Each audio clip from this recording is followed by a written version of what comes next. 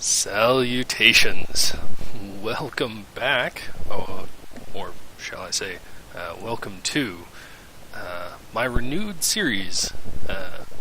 Last year I started something called Kerbal Space Program, the 365-day challenge, and, well, I made it up through March, and that was not satisfying. Well, it was satisfying, but I can do better.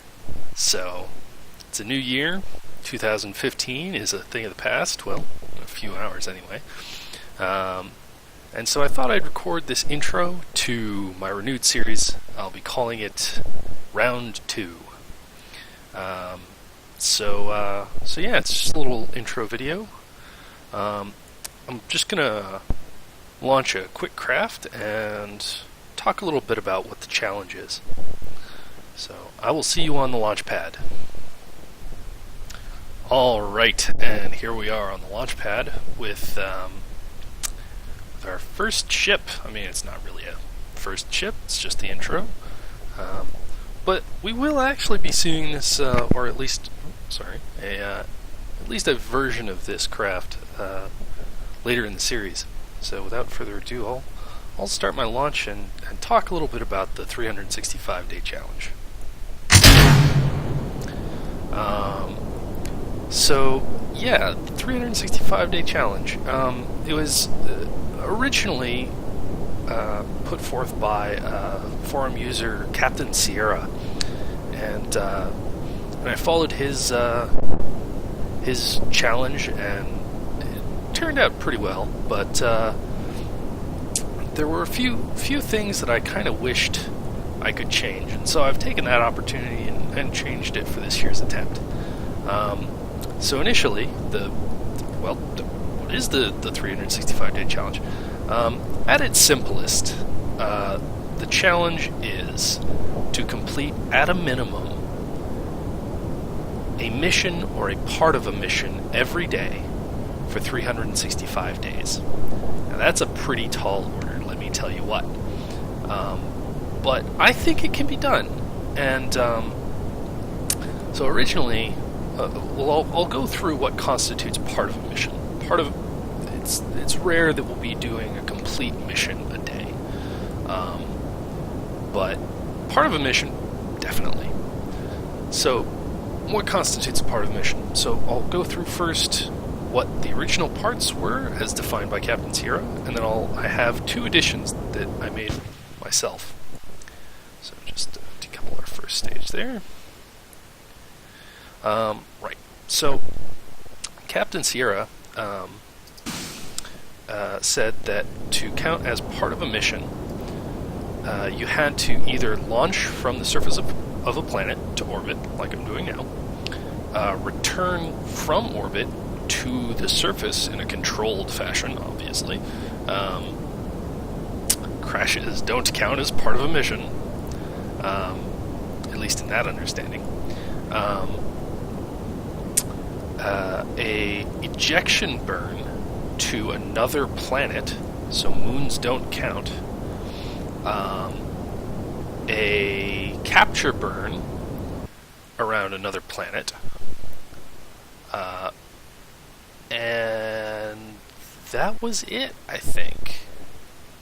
Launch, landing, transfer, capture. Yeah, that was it. I have modified these rules because there were missions that I wanted to do that didn't fit neatly into that format. I think that missions to Minmus should count. And if you manage to set up a base on Joule, and you want or a base on Lathe, and you want to launch a mission from Lathe to Bop or wherever, there are parts of that constitute, major parts of a mission that constitute progress towards your mission that aren't defined by those four parts. So I have changed it slightly so that transfers to moons count. But to count as part of a mission, you have to make the complete transfer. So you can't just do, today I'll do a transfer to the moon and tomorrow I'll do a capture at the moon. No, if you're transferring between bodies in the same sphere of influence, so whether that's Kerbin to the moon or moon to Minmus or whichever, if you do the full transfer in one part, then that counts. That's progress. The other thing that I added, and this is a bit of a catch-all, and it's very open to abuse, but it's kind of necessary, I think, and that is, it will count as part of a mission if you perform some mission-critical activity. And it doesn't, I don't define what that activity is, because KSP, you can do all kinds of crazy stuff with it. And, if your mission is to perform some major construction with, Kerbal Attachment System, if you have a space station and you want to move it to a radically different orbit, the vast majority of that mission is going to be using Kerbal Attachment System to reconfigure it, to add RCS thrusters in all the right places, and make sure that the engines are disabled or even removed. Got to transfer weight around, and so you're doing all this EVA work to get it ready, and then you change its orbit. You could change a massive space station's orbit from a low equatorial orbit to a semi-synchronous polar orbit, right? And that doesn't count as part of a mission. So, basically anything that can be considered a major part or a mission-critical activity counts as part of a mission. So just to recap, part of a mission is a launch from the surface to orbit. This is in my version. Launch from surface to orbit, a landing from orbit to the surface of any planet, any celestial body, actually.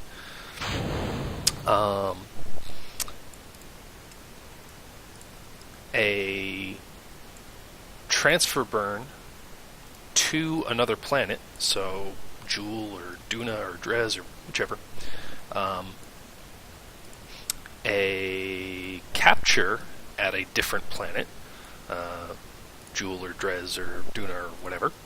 A complete transfer between two planets in the same SOI, so between any of these three celestials in the Kerbin system, or between any of the moons of Jool, anything like that.